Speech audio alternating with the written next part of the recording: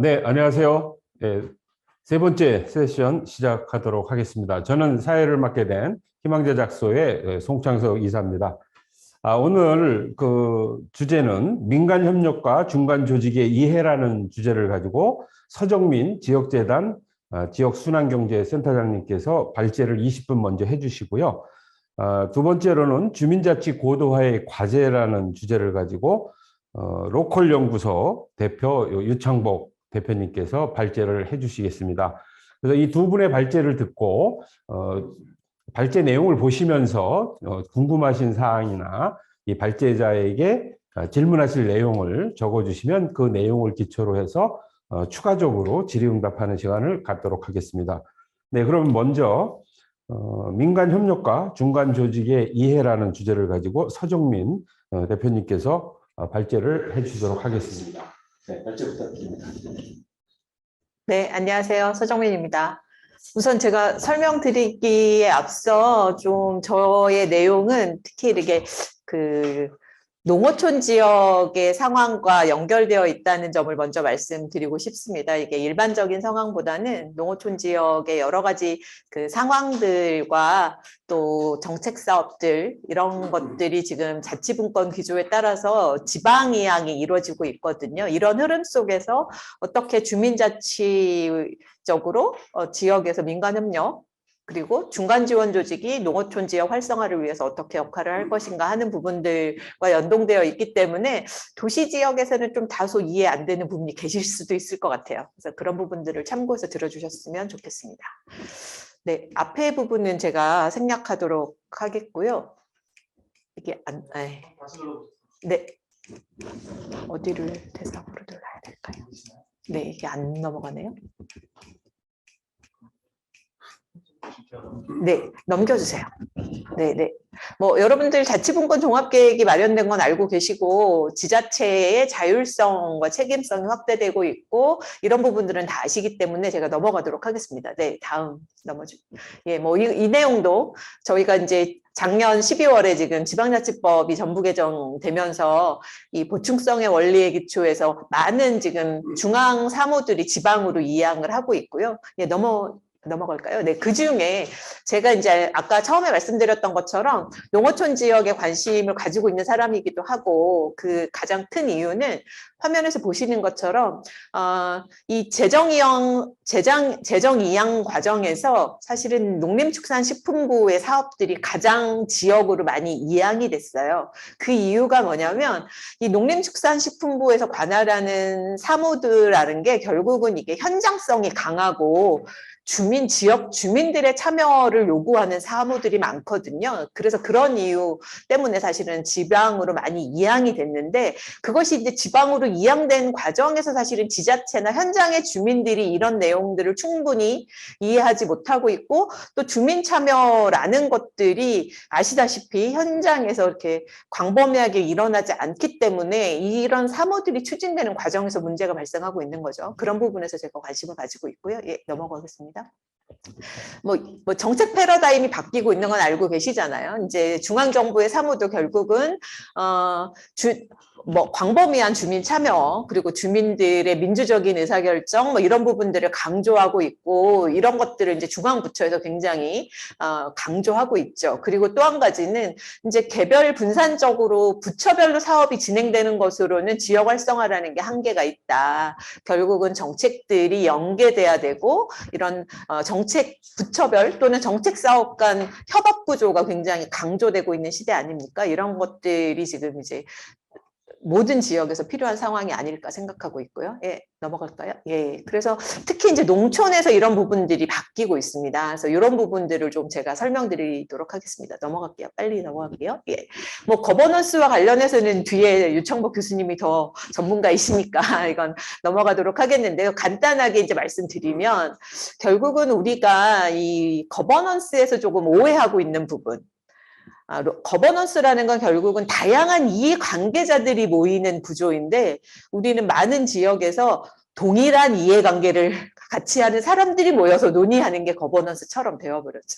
그러다 보니까 지역 내에 다양한 거버넌스가 있지만 결국은 같은 이해를 같이 하는 사람들의 그룹이 있는 것이고 이런 과정에서 오히려 지역 내의 그 그룹 간의 갈등, 민주적인 의사결정이라는 건 없는 이런 흐름이 됐고요. 그러다 보니까 우리가 특히 농촌에서 이런 부분들에 많은 한계가 있습니다. 그래서 이런 부분들을 좀 우리가 로컬 거버넌스라는 걸 제대로 이해하고 그런 접근을 해야 되지 않을까 하는 생각을 가지고 있습니다. 네, 넘어갈까요?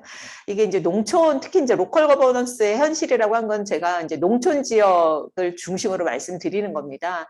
뭐 우리가 거버넌스와 파트너십을 이야기하지만 아직까지 이 파트너십에서 상호 양측의 신뢰관계라는 게 굉장히 미숙하죠. 또 한 가지는 여전히 도시 지역도 마찬가지지만 많은 자원을 가지고 있는 행정이 주도할 수밖에 없고 오랜 기간 동안에 지역 주민들은 그 행정의 통치에 익숙해져 있기 때문에 스스로가 뭔가를 행위하고 의사결정을 하고 행정과의 수평적인 관계를 형성할 수 있다는 거에 좀 익숙하지 않죠. 또 하나는 농촌 지역의 가장 큰 이제 뭐랄까 우리가 거버넌스나 파트너십에서 중요한 문제는 토론과 민주적 합의 과정에 익숙하지 않습니다. 특정한 리더 그룹 또는 이제 우리가 흔히 이야기하는 이 연장 서열에 의해서 의사 결정이 이루어지는 구조이기 때문에 이런 부분에서 사실은 우리가 주민자치, 합리적인 의사 결정 이런 것들이 조금 부족한 부분들이 있죠. 그래서 이런 부분들을 우리가 주민자치를 하면서 어떻게 풀어가야 될까라는 과제가 있습니다. 네, 넘어가겠습니다. 이걸 좀 종합해서 말씀드리면. 이 도시와의 다른 우리 특수성을 좀 고려할 필요가 있는데요. 여러분들 도시는 지역 이웃이 자주 바뀌잖아요. 대체로 특정한 지역이 아니면 근데 농촌 사회는 몇십 년 동안 이웃이 바뀌지 않습니다. 그러다 보니까 지역사회가 매우 좁고 달리 표현하면 얼굴 있는 관계죠. 얼굴 있는 관계이기 때문에 서로가 서로에게 불편한 이야기를 하지 않으려고 하고 또 가부장적 질서가 남아있기 때문에 아까 말씀드렸던 것처럼 그 마을 내 또는 지역 내에서 이 연장서열에 의한 의사결정 구조에 대부분 순응하는 이런 구조가 있고요.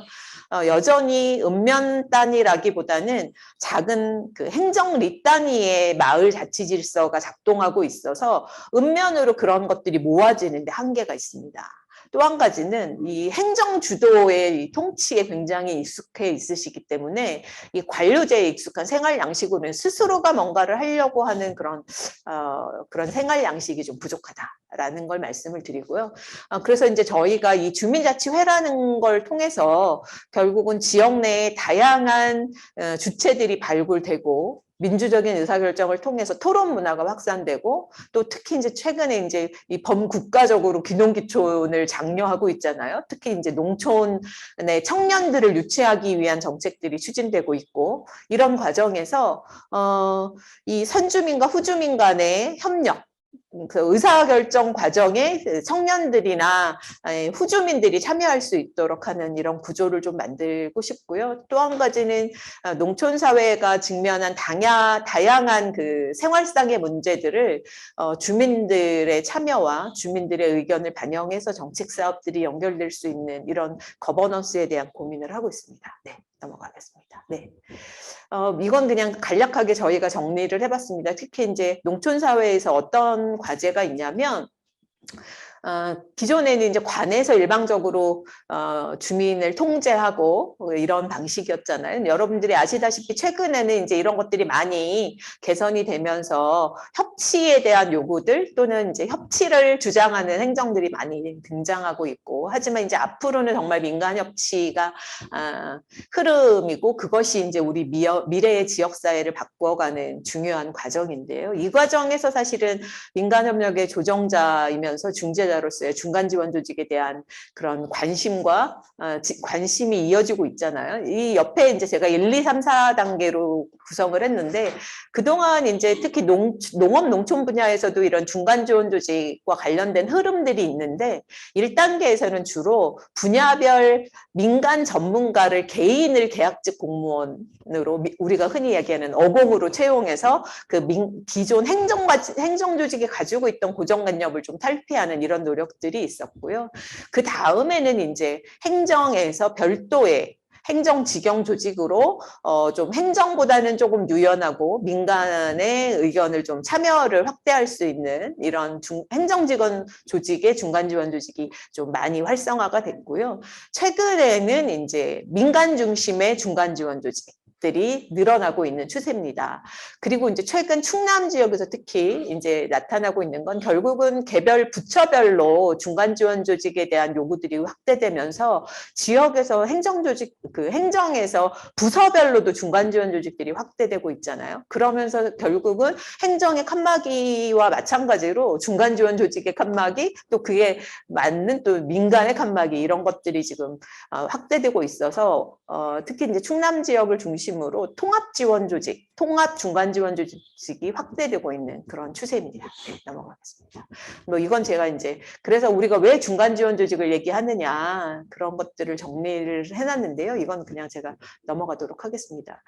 이게 이제 중간 지원 조직을 필요로 하는 중앙부처별 사업 현황입니다. 보시는 바와 같이 특히 이제 농림축산식품부가 여러 주요 사업에서 지원센터라고 하는 이름의 중간 지원 조직들을 설치하도록 요구를 하고 있고 많은 지자체가 제가 그 화면에 보여드리는 것과 관련되는 중간 지원 조직들이 다 설치되어 있는 상황입니다.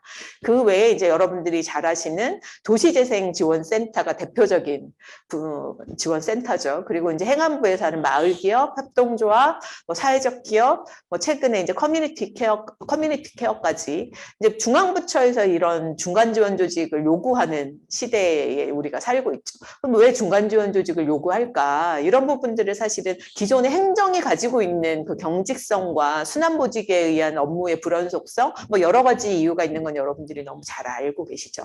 예, 넘어가도록 하겠습니다.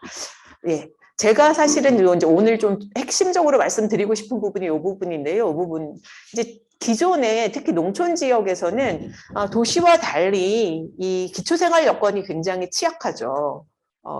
생활 인프라가 제대로 갖춰져 있지 않은데 이런 부분들을 대부분 중앙부처에서 공모사업 방식으로 해결해주는 방식이거든요. 근데 이 과정에서 중요한 건 뭐냐면 주민 참여와 주민 주체성을 강조합니다.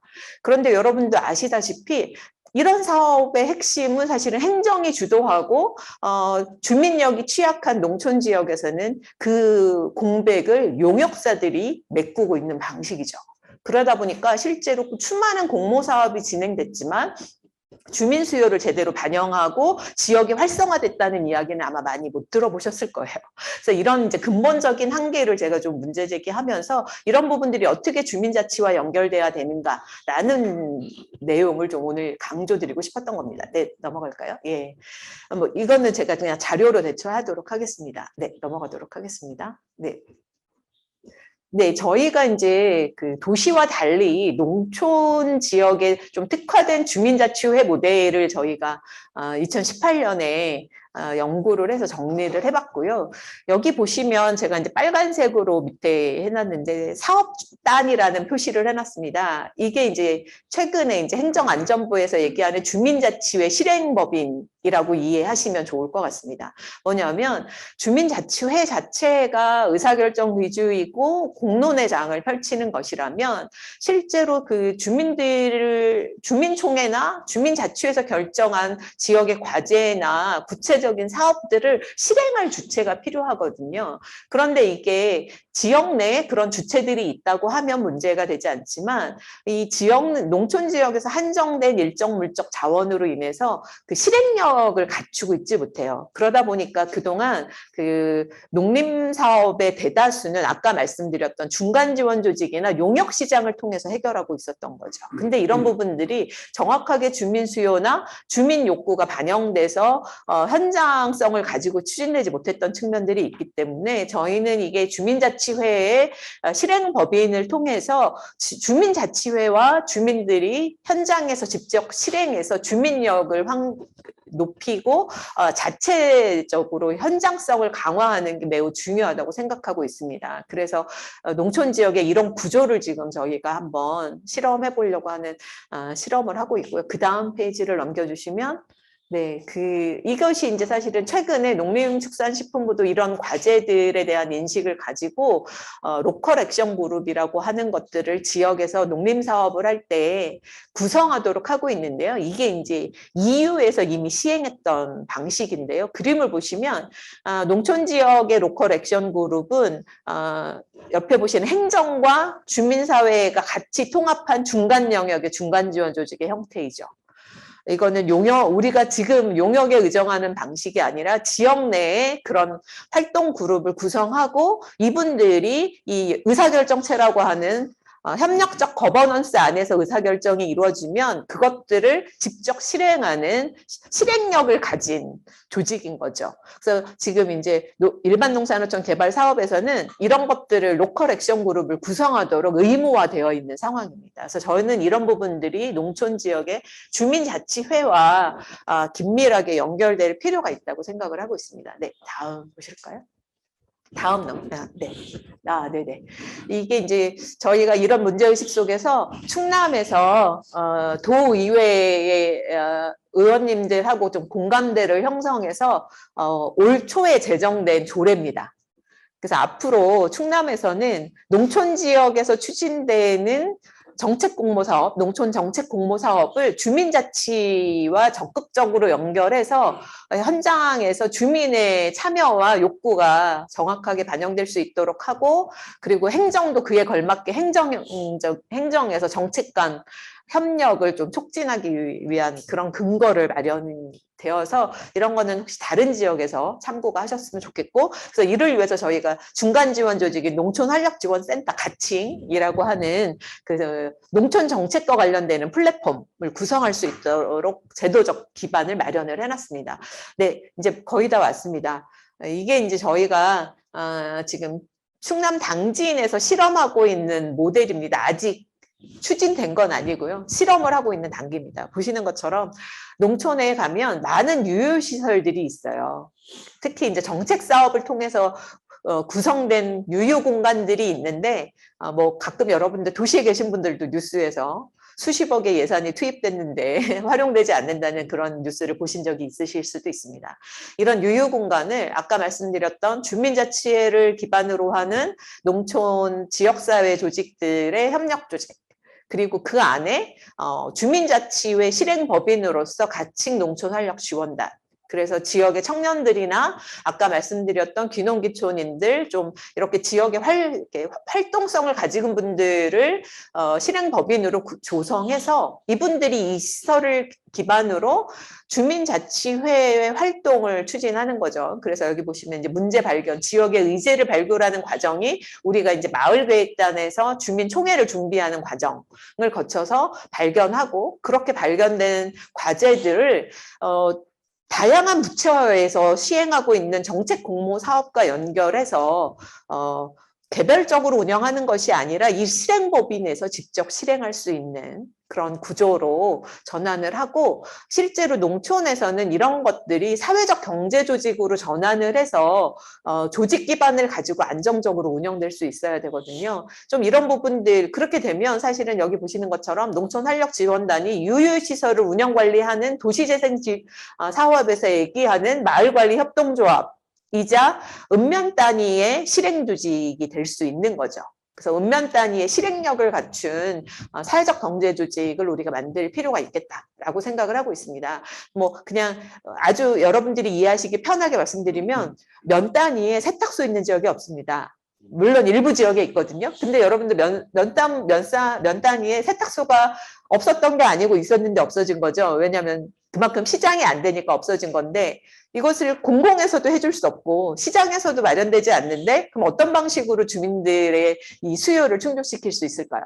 이런 것들을 저희가 사회적 경제 방식 주민자치적으로 이 법인하고 연결시켜서 최소한의 규모로 그 시장, 적정 시장에 맞게 할 수 있는 그런 것들을 지원하는 공모 사업은 사실은 다양하게 이미 존재하고 있거든요. 그래서 저희가 이제 생각하고 있는 아주 쉬운 방식은 그런 방식입니다. 네, 마지막입니다. 이것을 저희가 이제 개념도로 정리를 해본 겁니다. 앞에 여기 이제 제가 이제 조금 주민들에게도 이해를 쉽게 하기 위해서 이제 그림으로 해놨는데요. 이런 지역에 아주 소소한 어린이집이 없는 면 단위의 학부모들이 협동조합을 만들어서 아이들의 육아 돌봄, 공동 돌봄을 하고 그것을 정책 사업으로 연결해서 할 수 있도록 아까 말씀드렸던 이 주민자치 실행법인이 지원하고 인큐베이팅 해드리는 거죠. 면 단위 지역에서. 그러면 정말 우리가 다양한 사회적 경제 조직을 통해서 농촌 사회의 결핍들을 우리가 해소해 나갈 수 있다고 저는 생각을 하고 있습니다. 근데 어떤 분들이 그러시더라고요. 면 단위에서 사회적 경제 조직은 규모의 경제를 실현할 수 없다. 근데 이제 말씀하신 것처럼 과연 우리가 사회적 경제를 어떻게 해석할 거냐의 문제인 것 같아요. 그러면 정말 이 면 단위 농촌 지역은 규모의 경제가 실현되지 않기 때문에 그 결핍을 계속 끌어안고 가야 되느냐.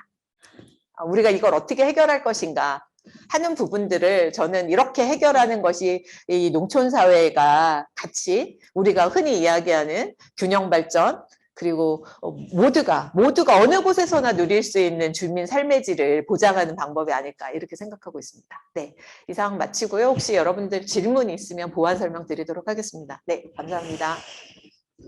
네. 서정민 박사님께서 농촌을 중심으로 해서 중간 지원 조직에 관련된 이제까지의 흐름, 문제점들을 또 지적해 주시면서 또 새로운 대안으로 사회적 경제 방식과 주민자치와 연계시키는 사실은 주민자치만을 위한 것이 아니라 주민자치와 복지가 결합이 된다라든지 아니면 지역별 특성에 맞춰서 다른 사업과 융합적으로 연계하는 주민들의 대표 조직인 주민자치회가 이러한 것들을 포괄적으로 또 융합적으로 연결을 해야 되는데 아직 그 단계까지는 우리가 진행하지 못한 이제 초보적 단계라고 할 수가 있고요.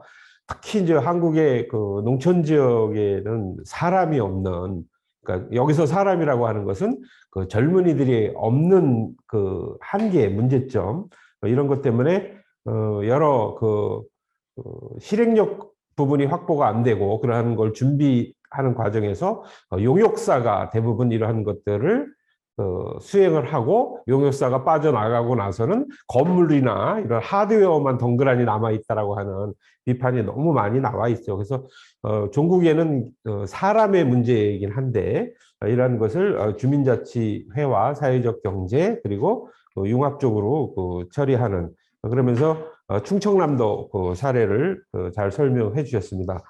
네, 질문사항 있으면 적어 주시면 되겠고요.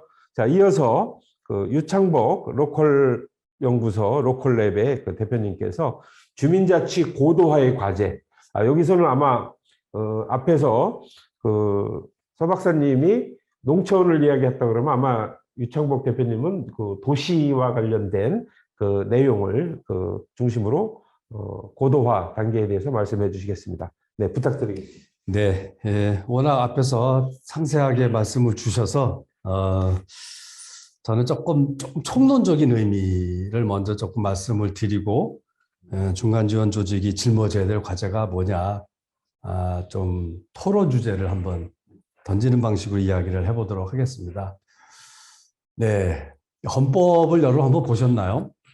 헌법 제1조를 보면 우리나라는 민주국가입니다. 그래서 모든 주권은 모든 권력은 국민으로부터 나온다. 우리가 몇 년 전에 길바닥에서 진짜로 많이 노래도 부르고 외쳤던 이야기입니다. 그런데 권력의 주체인 국민이 권리를 행사하는 방식은 여러분 아시다시피 선거입니다. 투표를 통해서 대리인을 우리가 뽑는 방식으로 국민으로서의 권력을 행사합니다. 그런데 한번 여러분 우리가 대표, 대리인을 뽑는 선거, 즉 투표 행위의 본질이 뭘까요? 네, 권리의 행사 방식이 투표인데 따지고 보면 권리의 포기입니다. 투표라는 거는. 네, 포기해서 대리인에게 넘겨주는 겁니다. 이른바 위임이라고 하죠. 이게 어떻게 보면은 대의제 민주주의의 딜레마라고 할까요? 네, 유일한 권리 행사인데 그게 포기라니. 문제는 위임받은 사람이 국민의 뜻에 입에 혀처럼 잘 움직이면 되는데 여러분 그런 정치인 보신 적 있으세요? 있으신 분 한번 손 한번 들어보시죠. 저는 제가 살면서 본 적이 없는 것 같고요. 예나 지금이나 마찬가지인 것 같고 우리나라만 유독 그런 것 같진 않아요. 동서고금을 통틀어서 네, 주권자인 국민 시민의 뜻에 맞는 대리인은 없더라. 물론 좀 차이는 좀 있겠죠. 그래서 결국은 우리가 뽑은 대리인을 어떻게 통제할 것이냐의 문제가 항상 과제입니다. 어떻게 할까요? 4년을 기다릴까요? 5년 후에 선거할 때 투표 행위로 그때 통제를 해야 될까요? 아마 현재 법적으로는 그런 방식이 일반적인 것 같아요. 근데 4년, 5년을 여러분 기다리실 수 있으세요? 뭐 형편이 되는 사람은 뭐 버티면서 살면서 4년 후에 떨어뜨려야지 이런 마음을 가지시는지 모르겠지만은 많은 분들은 그 4년, 5년을 기다리기에는 너무 삶이 퍽퍽합니다. 요즘 코로나 상황으로 노인들의 우울증이 아주 심각해지고 있고요. 애들이 갈 데가 없어요. 학교에서 오지 말라니까. 애들만 두고 맞벌이 부부들이 출근하기도 너무 불안하고요. 네, 20대 여성의 자살률이 급증하는 것. 네, 이게 자영업의 폐업, 휴업과 바로 직결되어 있는 문제들이죠. 생존의 위기에 몰리고 목숨을 스스로 끊는 이런 비참한 상황까지도 나타나고 있습니다. 기다릴 수가 없습니다. 그러면은 다음 선거를 기다리지 않고 개입해야 되죠. 개입. 네. 그래서 개입을 하려면 일단 참여를 해야 됩니다. 네. 여러분 참여해 보셨잖아요. 공무원들이 참여라고 문서에 쓰면 우리는 동원이라고 읽었던 과정이 있습니다. 권한이 없는 참여는 100% 동원이 된다는 것은 우리 이론적으로도 그렇지만 현실적으로 경험적으로도 다 압니다.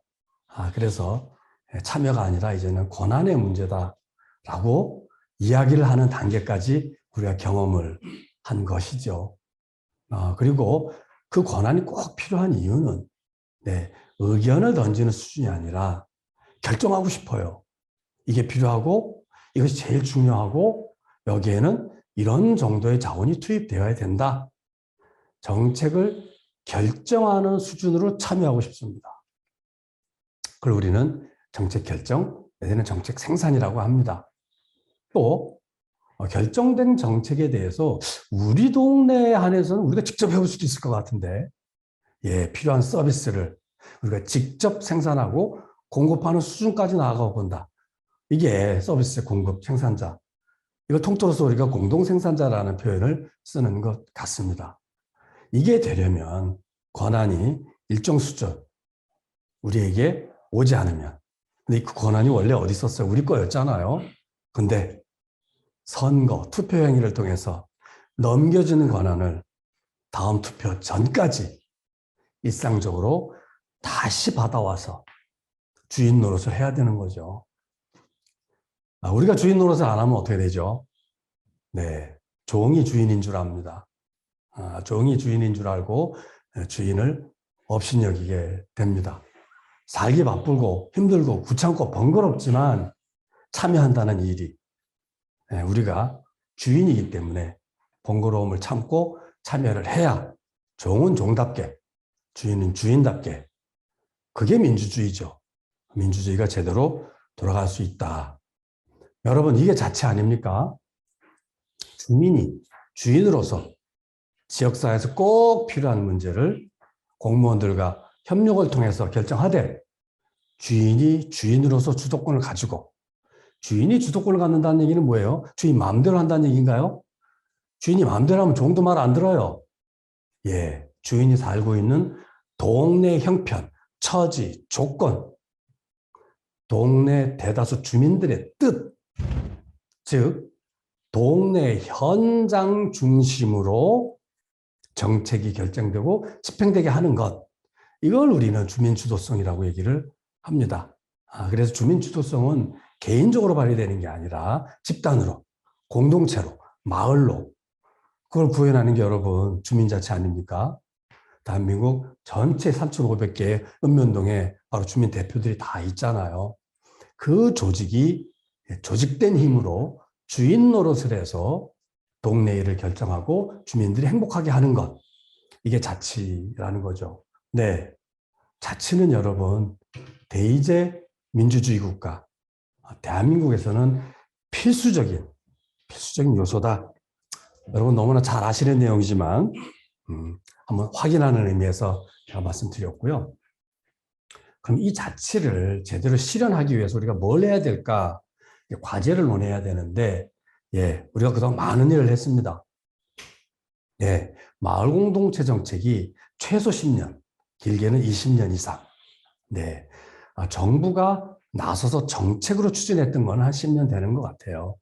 예, 이게 몇몇 기초자치단체에서 광역단체로 이제는 전국적으로 확대가 돼 있어서 대세입니다, 대세. 이 결과 동네 골목마다 이웃들의 관계망이 많이 형성이 됐어요.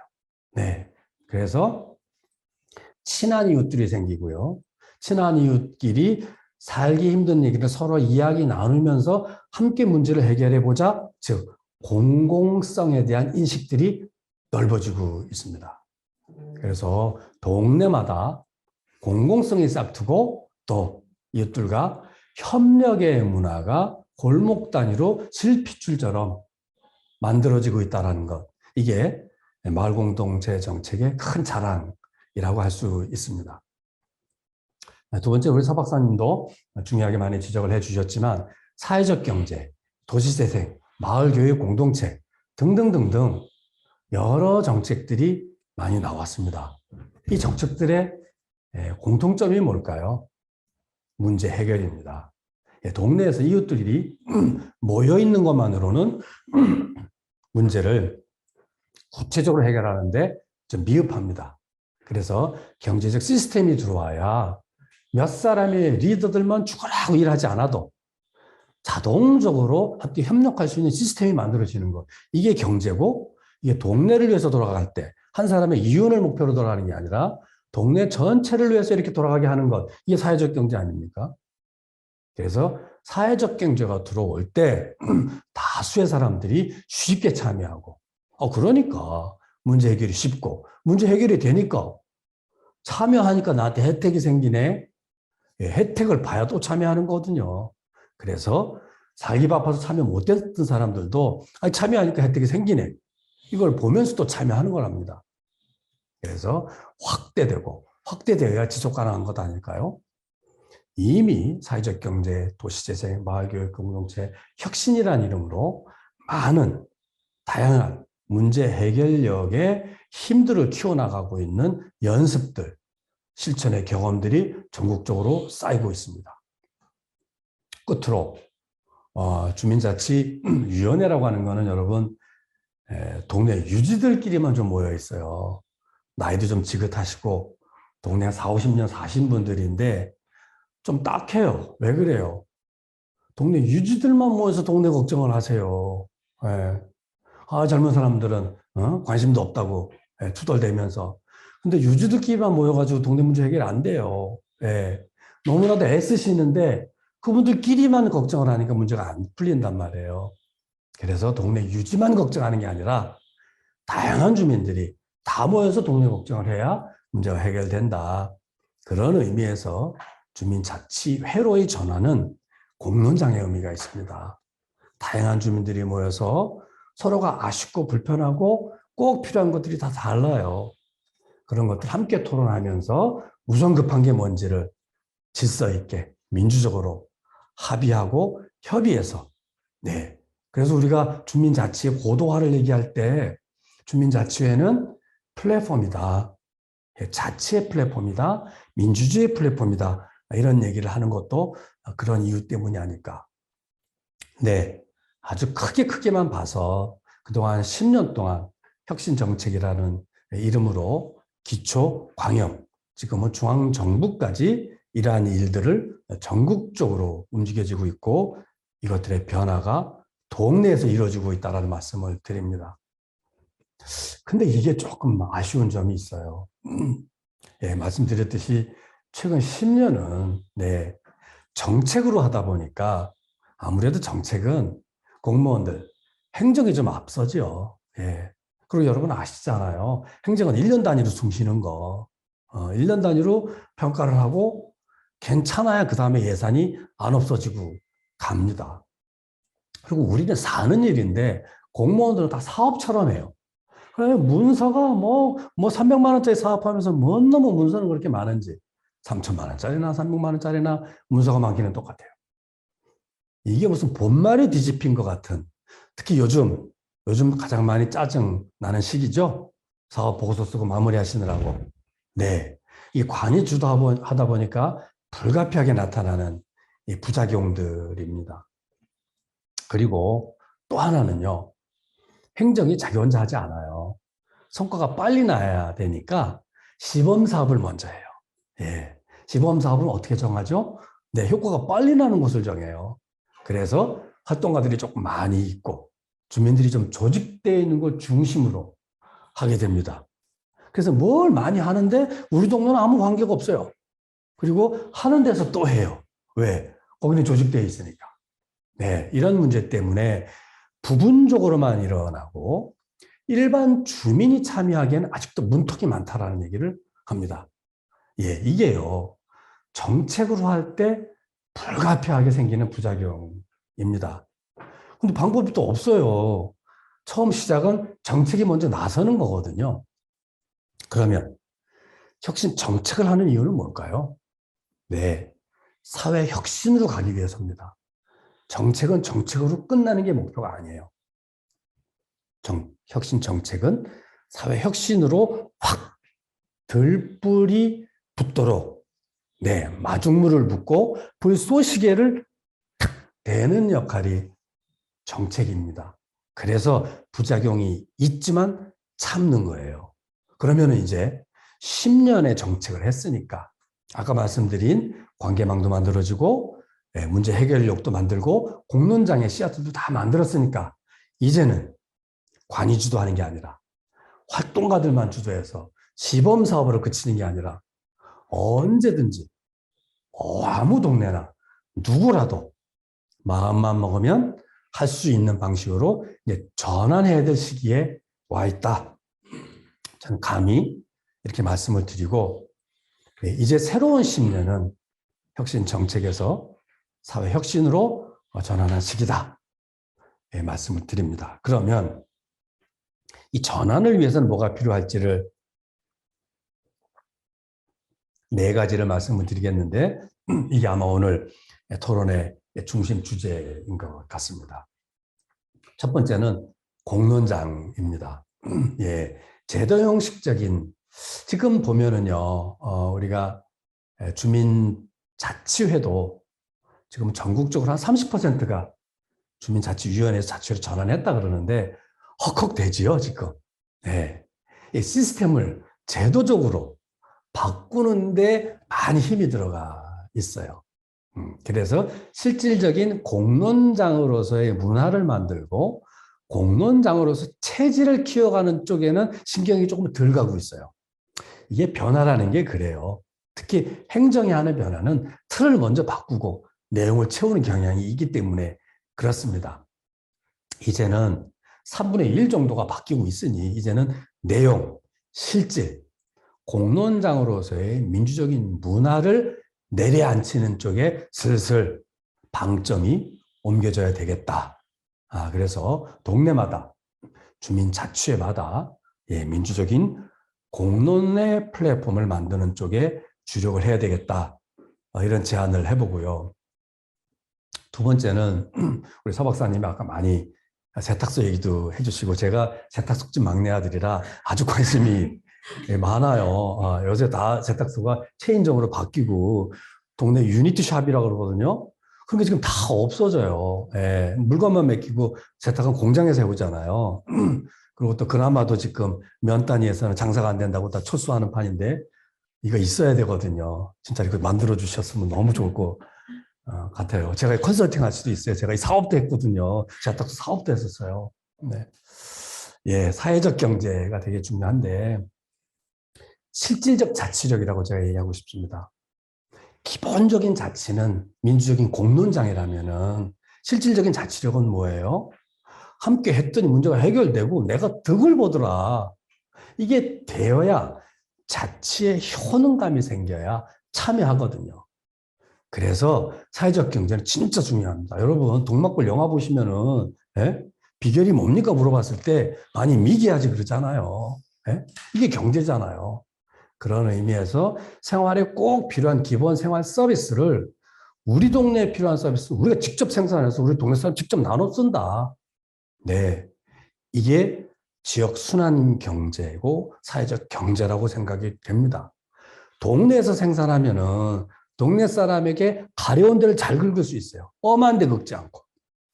그리고 서비스를 전달하는 시간이 얼마 안 걸려요. 그리고 피드백을 빨리빨리 받아요. 그렇게 주면 되냐고. 잘 주라고. 이런 피드백을 빨리 받으니까 품질이 좋아지고 만족도가 높아져요. 또 서비스를 생산하고 공급하는 일을 자원봉사를 할 수도 있지만 일거리를 참여하게 되면 소득이 생기는 거 아니겠어요? 이게 바로 나라님도 만들기 힘들다는 일자리 창출. 이제는 일자리가요. 산업단지 공사판에서 안 만들어져요. 이제는 동네에서 사람이 사람을 챙기는 기본 생활 서비스를 생산하고 공급하는 업종에서 일자리가 생긴다는 거예요. 예, 동네에서 일자리까지 만들어내야 된다. 그리고 읍면동 단위로 서비스 전달 체계를 짜야 우리가 만족도가 높아지고 요즘 이게 많이 얘기하는 커뮤니티 케어가 바로 이런 것 아닐까요? 저는 기본적인 생활 서비스를 동네 단위로 경제적 시스템으로 전환시키는 일이 실질적 자치를 하는 데 있어서 가장 결정적인 요소다. 이렇게 말씀을 드릴 것 같습니다. 자, 이거를 우리가 읍면동 단위로 구현해 보면 왼쪽이 지금 주민자치회잖아요. 예, 오른쪽이 사회적 경제, 사회연대 경제, 내지는 요즘 지역 순환 경제라고 표현하는 동네에서 꼭 필요한 것들을 경제적 시스템을 만들자. 예, 이런 단위로 읍면동이 돌아간다면 우리 재난사회, 이 코로나보다도 훨씬 센 기후위기가 닥쳐도 없는 사람들한테 훨씬 불평등하게 결과가 오는데 없는 사람들도 함께 살아낼 수 있는 이른바 회복력을 갖추는 일이 저는 읍면동 자치와 연대 경제에 달렸다. 이렇게 감히 주장하고 싶습니다. 네, 이걸 잘 하려면은 뭐 요즘 많은 사회적 경제 시스템이 있습니다만은 마을관리소, 마을관리기업, 마을관리협동조합, 또 도시재생에서 얘기하는 CRC 다 비슷한 개념 아니겠습니까?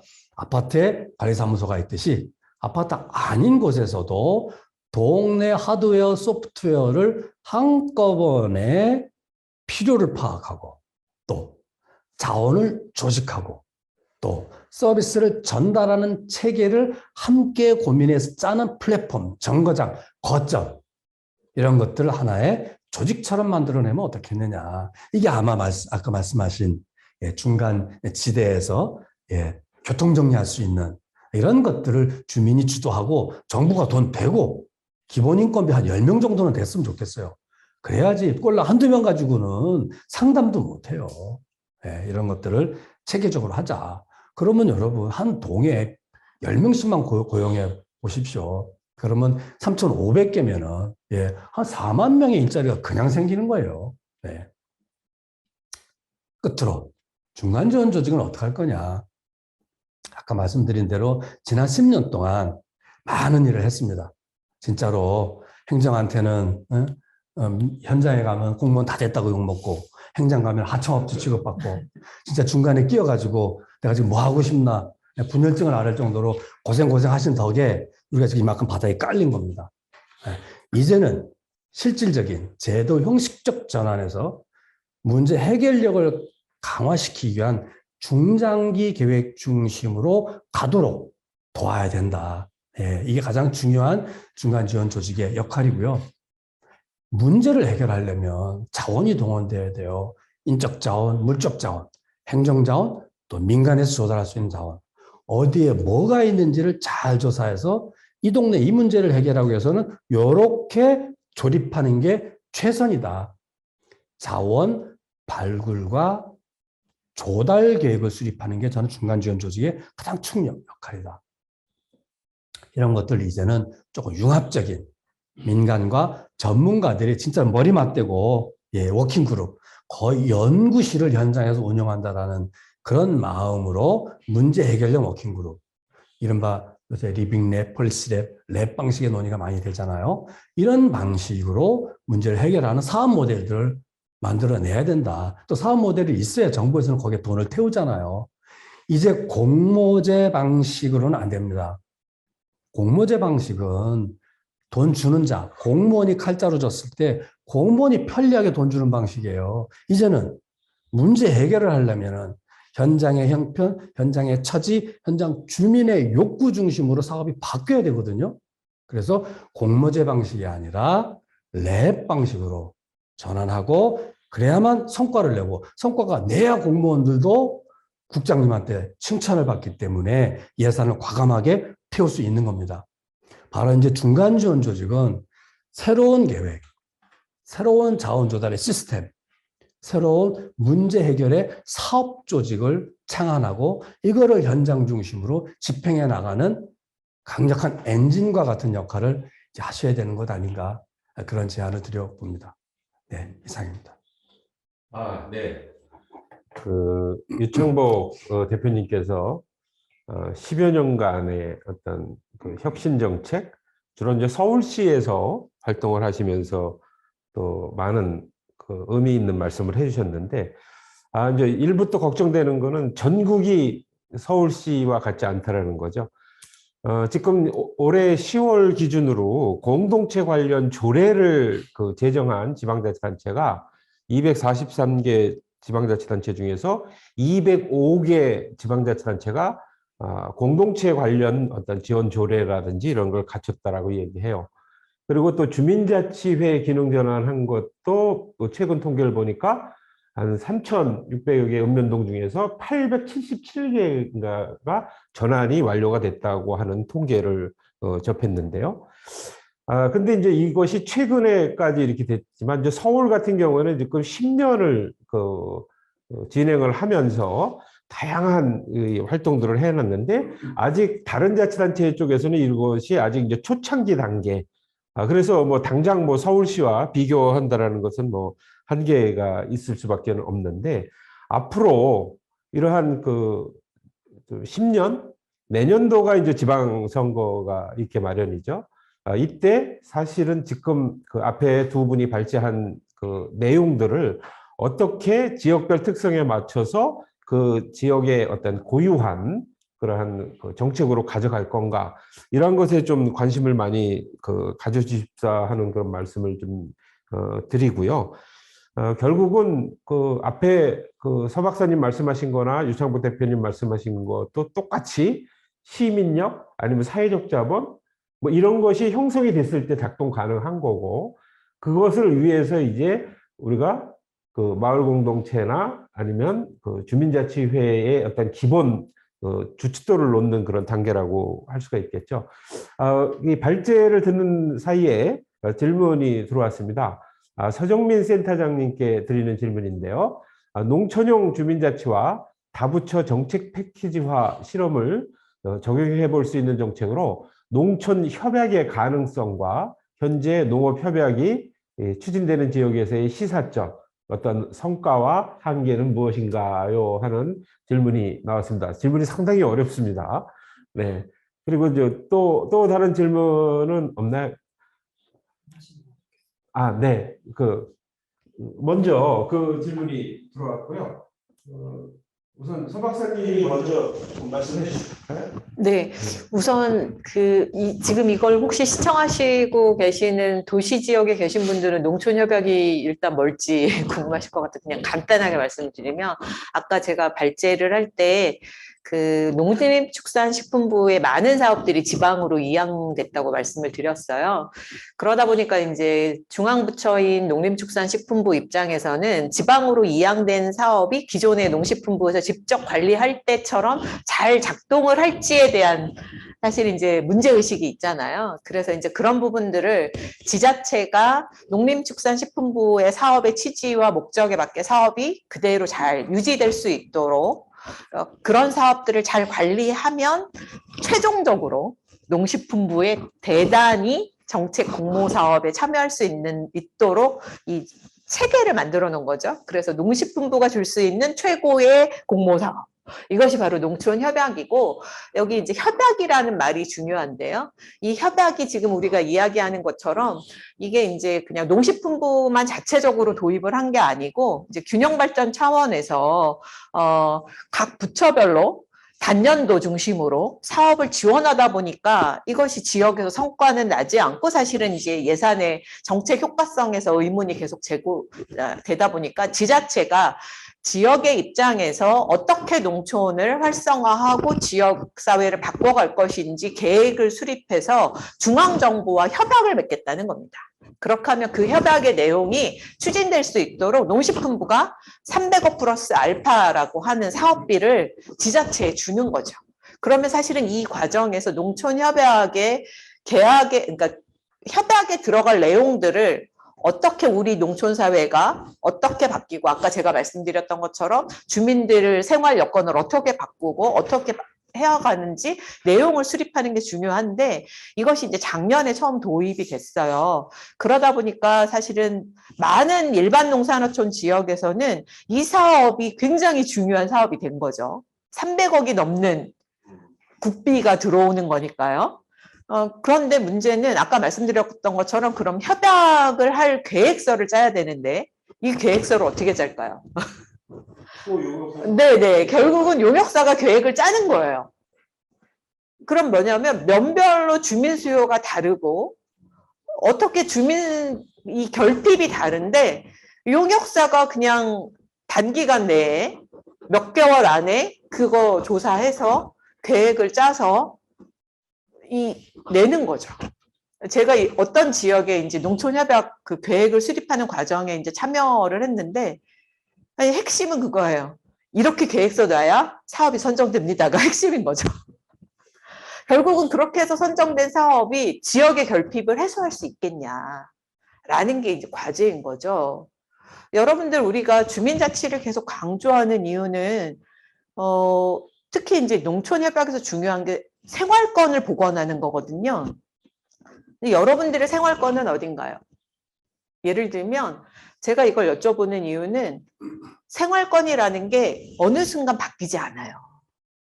더군다나 농촌사회는 오랫동안 몇십 년 동안 그 결핍 상태에서 살아왔기 때문에 본인들의 그 생활 욕구를 해소하기 위한 이미 생활권이 벌써 이렇게 넓혀져 있어 고착이 되어 있는데 어느 순간 어느 지역에 주민 생활에 필요한 시설을 갖춰 놓는다고 해서 주민들이 거기 가서 이용하지 않는다는 거죠. 예를 들면 대표적으로 지금 이제 청년들과 사회적 경제를 연결해서 청년 창업을 하도록 이렇게 많이 지원들 하시잖아요. 면 단위의 청년들이 카페를 만들었다. 갑자기 주민들이 거기 가서 이용을 할 이유는 하나도 없습니다. 그렇지 않을까요?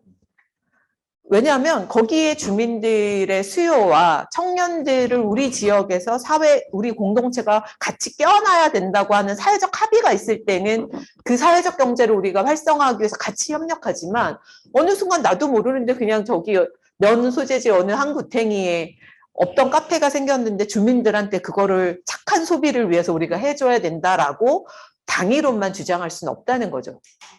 그렇게 해서 생활권이 옮겨오지는 않는다는 겁니다.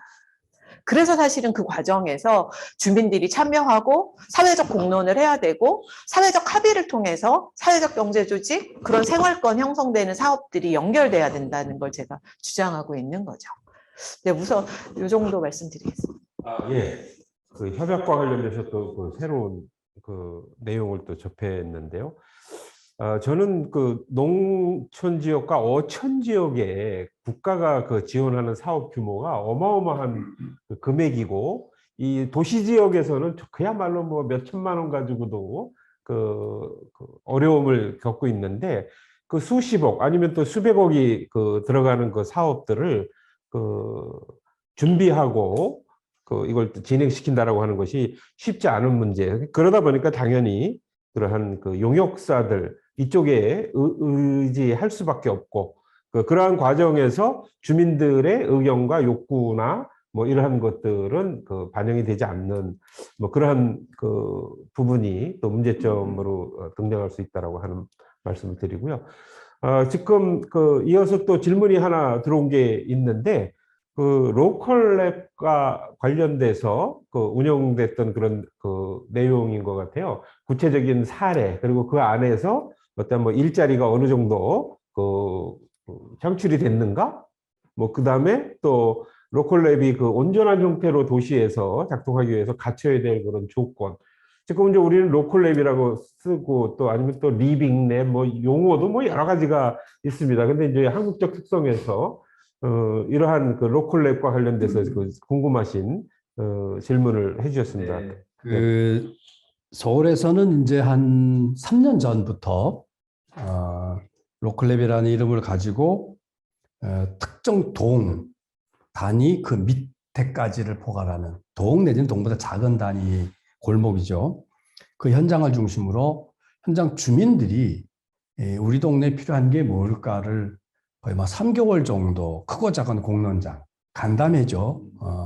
반상회일 수도 있고 사랑방 모임일 수도 있고 약간 커다란 공식적인 공론장일 수도 있고 크고 작은 공론장을 통해서 진짜 우리 동네 절실한 과제가 뭔지를 발굴하고 또 합의하는 이런 절차를 한번 겪고, 그 다음에 이 문제를 해결하기 위해서는 어떤 자원과 어떤 사람들이 협력을 해야 문제가 해결될 것이냐 그 설계를 하고, 그 다음에 실제로 그분들을 초대 조직해서 실행에 옮기는 이걸 이제 한 3년 정도를 해봤어요. 그러니까 1년짜리 공모 사업으로는 접근할 수가 없는 거죠. 최소 3년. 그리고 해보니까 한 5년은 해야, 그렇잖아요. 현장에서 5년은 해야 뭐가 좀 변하잖아요. 근데 공무원이 어쨌든 3년 이상은 조금 힘들어 하더라고요. 그렇게 했는데, 한 예를 들면은 노원구 상계동이라는 아파트 단지가 있는데요. 거기에는 노인들을 조사했던 한 단지에 600여 명의 노인들이 사시는데 그 중에 3분의 1이 독거노인이세요.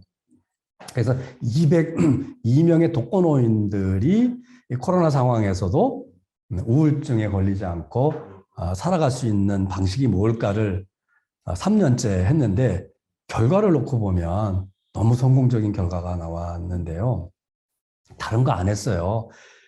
일주일에 2-3번씩 매일 아파트 단지에 모여가지고 체조했어요. 체조. 네.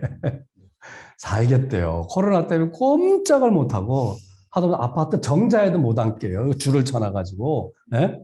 근데 거리 두기도 하고 마스크 2겹, 3겹 쓰고 이게 체조를 하고 동네 한 바퀴 하고 이랬더니, 우리는 왜 안 하냐고. 옆 아파트에서 우리도 껴달라고. 이거 우리 아파트만 하는 거라고. 안 된다고. 그래서 당신도 하고 싶으면 당신네가 팀을 하나 짜라고. 그럼 우리가 누구 하나 파견해 주겠다고. 이런 식으로 해서 주민들의 체조 산책 운동 모임이 여러 아파트로 막 번지고 있고요. 여러분 아시잖아요. 이걸 안 끝나잖아요. 콩나물 모임을 하재요. 겨울에 못 만난다고. 그래서 시루를 사다가 콩나물을 키우는데 10명씩 동아리를 만들어가지고 10명 단위로 함께 콩나물을 키우는데 매일 사진 찍어 올려요. 제가 보기엔 하나도 안 변했는데 하루 사이에 많이 컸다고, 이만큼 컸다고. 그걸로 뭐 나눠 먹고, 이제 좀 있으면 그거 가지고 이제 파머스 마켓 한대요. 동네에서 콩나물 장사하시겠다고. 여기까지 왔는데 여기서 목표하는 바는 뭐냐면, 동네 사람이 동네 사람을 돌보는 호혜적 마을 돌봄 소모임을 만드는 게 궁극적인 목표입니다. 그래서 5명에서 10명 정도가 모여지면 이 소모임들을 연결하게 되면은, 또 다양한 서비스가 만들어지고 서비스 수요가 또 나오고 또 10명 단위로 돌봄 리더를 한 사람 세워가지고 이분들이 10명을 또 챙기는 역할도 하고 이 리더가 누구냐면은 부녀회장님, 통장님, 반장님 이런 분들이 또 역할을 많이 하세요. 즉 주민들을 함께 돌보는 호혜적이고 자주적인 돌봄망을 짜는 게 목표인데 이게 이제 아마 이제 4년 차 내년에는 12에서 9비로 전환이 됩니다. 구청장님이 이거 너무 좋다고 시에서 돈 안 준다고 9비로 하자고 이렇게 성과가 생기면은 돈은 어디서든지 오더라고요. 돈이 없어서 일을 못하지는 않는다. 예, 지금 말씀하시는 걸 보면 이제 서울시가 오세훈 시장이 출범한 이후 공동체와 관련된 뭐 문제 제기를 하면서 예산을 지금 아마 예산과 관련돼서 지금 갈등 구조로 보이고 있는데 일부 구청장님들이 그러시더라고요. 그 오세훈 시장이 안 하면 그건 그 구청에서 구청 자체 예산 가지고 하겠다. 네. 그래서 제가 그랬습니다. 그럼 구청장 협의회에서 이제 뭐 주민자치회라고 하는 것은 사실은 사무 범위를 본다고 하면 구 고유 사업이거든요. 시 사업이라기보다. 그동안 서울시가 이러한 것들의 전환을 하기 위해서 각종 제도와 이런 정책적 지원을 해왔던 건데 지금 단계에서는 이제 25개 구청장들이 그럼 구청이 다 떠안겠다라고 하는 걸 선언을 하고 실행을 하면 충분히 가능하다라고 생각이 들고요.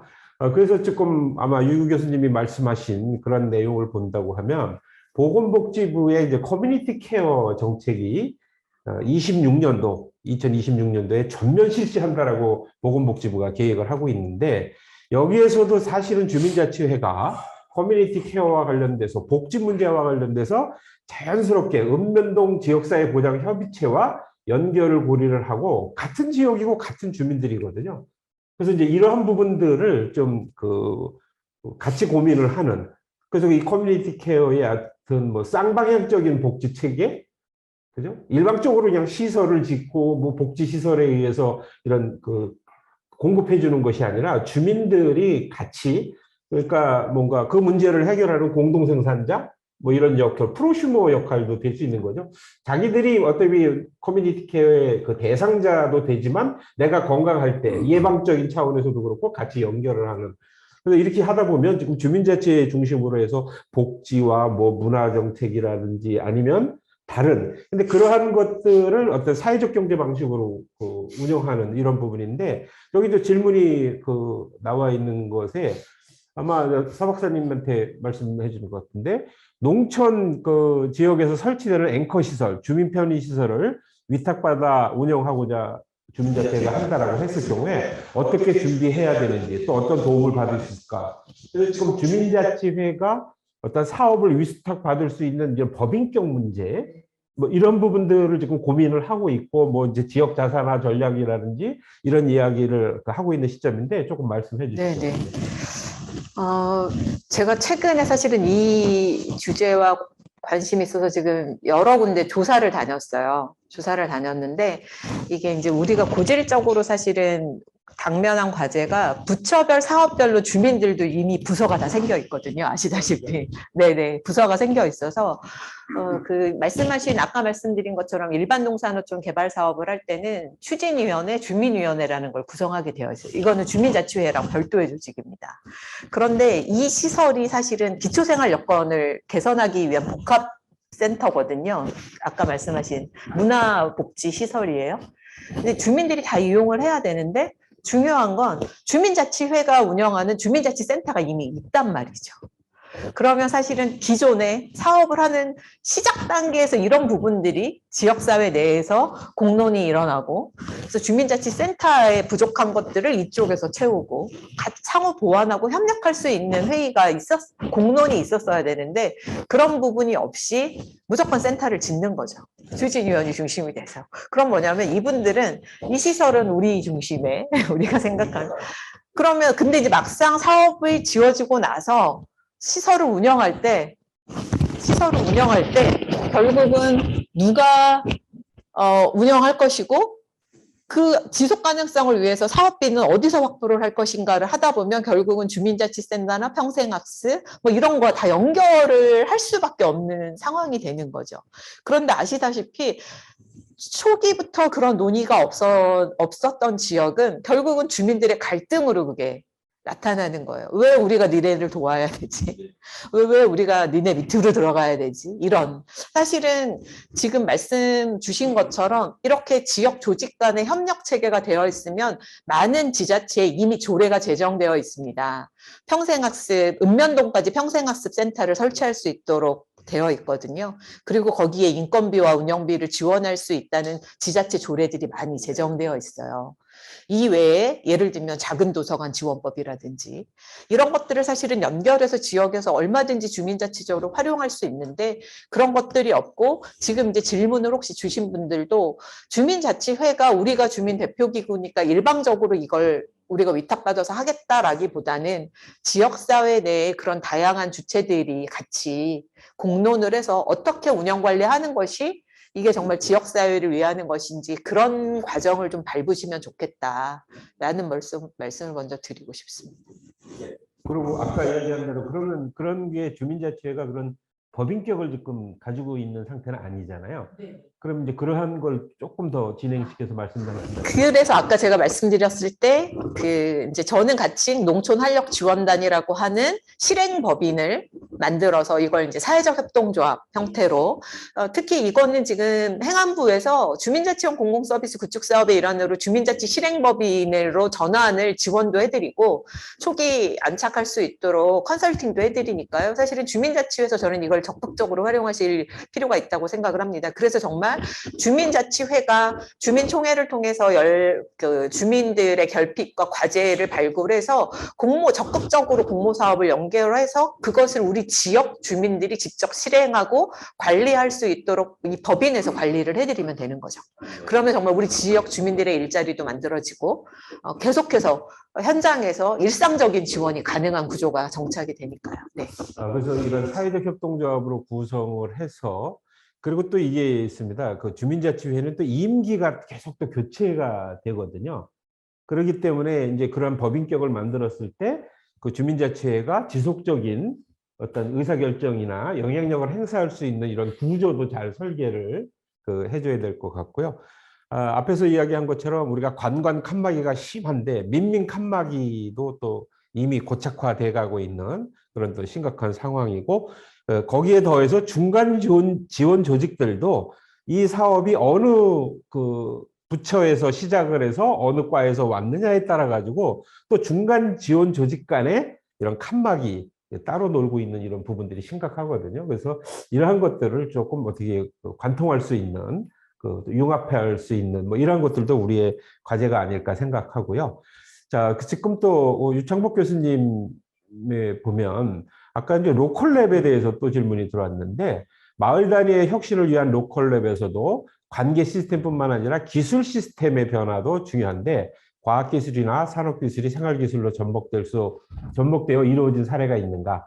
그래서 우리가 이제 뭐 적정기술의 문제 아마 여기가 지금 우리 오늘 대답하는 자리가 대전인데 대덕구 R&D와 관련된 연구소들이 다 집합되어 있는데 7조 원인가의 예산이 들어간다고 그러더라고요.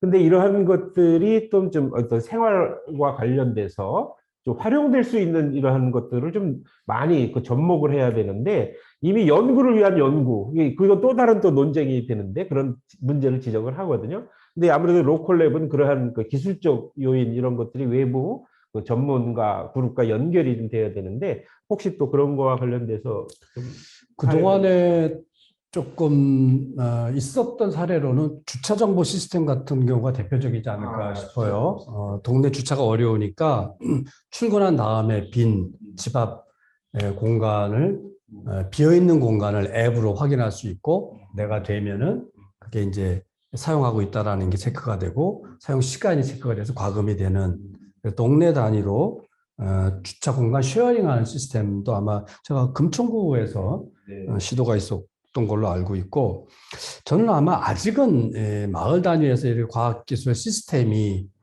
구체적인 솔루션으로 도입된 사례는 그렇게 많지는 않지만 이후에는 많을 거라고 봅니다. 예를 들면 에너지 문제 같은 경우가 대표적인데요.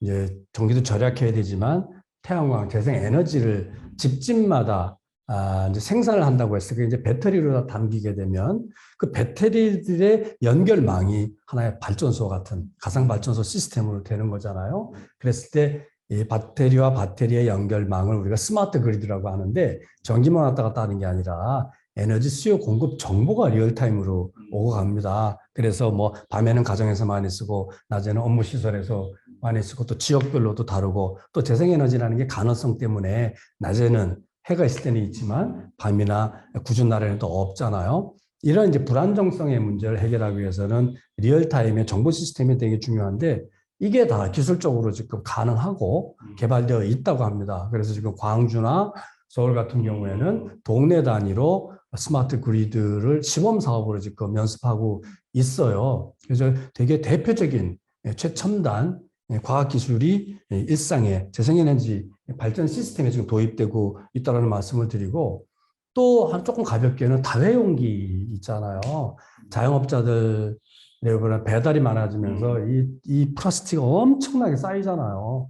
그래서 이 다회용기를 통해서 일회용 폐기물들을 좀 줄여나가기 위한 시스템으로 저는 이 식당과 소비자들과 다회용기를 수거하고 세척하는 이 시스템을 앱으로 연결해가지고 편리하게, 왜냐하면 이제 문 안에서도 대면에 대한 부담이 있기 때문에 또 그러면서 다회용기 수거가 안전하게 돼야 되기 때문에 이런 실험들이 뭐 일부 이루어지고 있는 걸로 알고 있고 또 복지 쪽에서도 저는 IoT, 이 센서가 이제 나이 드신 분, 거동이 힘드신 분들의 상황을 매일매일 24시간 관찰할 수 없음에도 불구하고 그런 상황에서도 놓치지 않고 체크할 수 있는 이 센서가 우리가 돌봄의 사각지대와 위험성들을 많이 커버하는 방식으로 이제 도입될 거다. 그런 면에서 보면은 앞으로 이제 무궁무진할 거라고 보여지는데 문제는 이게 관계 기반 속에서 여기서 충족이 안 되는 거를 도와야 되는데 지금의 과학기술은 관계 쪽은 이제 제쳐두고 있고 오히려 사람이 할 일을 대체해버릴까 봐 지금 겁이 나잖아요. 로봇가 무거운 거 들어주는 게 아니라 드는 사람을 대체시켜버리기 때문에 로봇의 공격이라고 얘기할 정도인데 그래서 관계와 사람 중심의 철학이 사실은 먼저 서야 기술도 인간과 행복을 위해서 기능할 거다라는 점에서 관계를 강조하는 단계 같습니다. 예. 아까 뭐 센서 그 말씀도 해주시고 그랬는데, 완주군의 그 로컬푸드 그 매장과 그 소품종, 그러니까 다품종 그 소량 생산을 하는 농가들을 연결을 하는 매장에서 그 물건이 거의 소모가 된다라고 하면 그 품목을 농사 짓는 분의 그 휴대폰에 알려주는, 그죠? 그런 것만 해도 그 상당히 도움이 돼서 즉각 또 그 포장해서 또 갖다 놓고 신선한 제품을 그 공급하는. 근데 이런 것들도 아마 과학기술과 그 연결이 된 것 같은데, 우리가 퇴직 은퇴하신 분들의 그 과학 전문 인력, 그리고 또 현장에서 뭔가를 하려다 보면 이런 그 과학기술과 관련된 어떤 약간의 도움을 필요로 할 수 있을 것 같아요. 그래서 퇴직 은퇴자들의 어떤 과학자 모임들도 있고 이런 것을 좀 연결시키는 뭐 이러한 그 모임도 있다라고 하는 걸 뭐 제가 들어본 적이 있는데요. 네, 아무튼 자, 그다음에 또 하나 더 오는데 저것도 농촌용 공모 사업과 관련된 건데 그 공모 사업의 주요 내용과 실행 방법 등이 다부처 위주의 틀로 확정되었다는 것도 문제입니다. 역량이 안 되면 역량이 되는 만큼 역량만큼 공모 사업의 내용을 보고 지원하는 방식이 좋은 것이 아닌가요? 이렇게 약간 좀 비판적인 의견을 해주셨는데, 그 다부처 위주의 어떤 틀로 확정되었다는 것이 문제다, 이렇게 말씀을 하셨는데, 의미를 잘 모르겠어요. 다부처 틀로 확정되어 있다는 것도 문제입니다라는 게. 다부처 정책 협력이 안 돼서 그게 문제인데 어떤 의미로 저런 질문을 하셨는지 제가 예. 그래서 예, 조금 애매하긴 네네네. 한데요. 그 중앙부처 공무원들도 스스로 그렇게 얘기를 하더라고요. 이게 기능 중심으로 그 국가 이런 업무 분장과 이 직접 편성을 해 있고, 또 그것이 이 지방자치단체까지 쭉 그 연결이 되다 보니까 그게 이제 사실은 어떤 칸막이의 큰 문제점이고 정말 저도 그 경험을 일부 했지만 너무 어렵습니다. 전혀 그 관여를 안 하려고 하는. 그래서 이러한 부분을 또 좀 서로 융합행정 뭐 이런 걸 하기 위해서 하는데 특히 마을 단위의 주민자치회라고 하는 것은 각 부처에 관련된 사업들이 지역으로 다 내리꽂히는 길목지점의 최종 종착지거든요. 그러니까 예를 든다고 하면 제가 이거 하나만 말씀드리면 돌봄, 아이들 돌봄 문제 관련돼서 여성가족부가 하는 게 있고 보건복지부가 하는 게 있고 그저 뭐죠? 교육부? 교육부가 하는 게 있어요. 한 7, 8개 프로그램들이 현장에서 돌아가고 있는데 아이들과 엄마의 의견과 수요, 생각은 전혀 고려가 안 됩니다.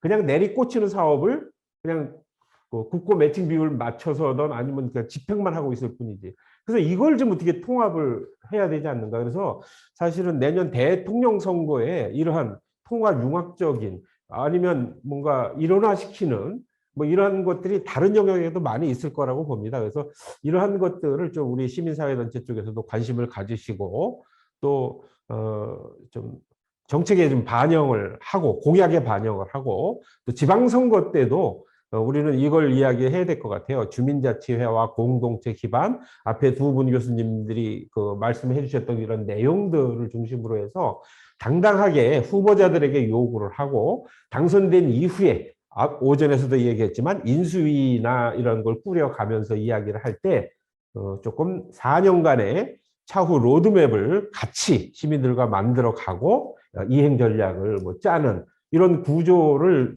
갖춰놓지 않다고 하면 또 4년이 그냥 또 헛되이 흘러갈 수 있는 뭐 그런 상황이 아닐까 합니다.